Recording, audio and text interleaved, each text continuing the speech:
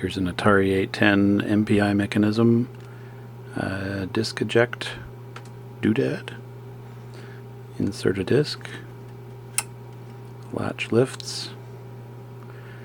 Now if I lock the disk down, disk is in. When I lift this up, it lifts that lever, which releases the lock and ejects the disk. Out it goes. Put it back in, locks, that goes down, pull up, ejects it. If I go slow enough, if I lift it slow enough, it may not let it eject. Now it's doing it that time. I've done it enough times now.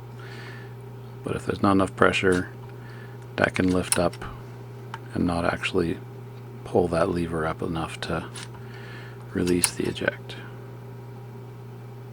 Like that.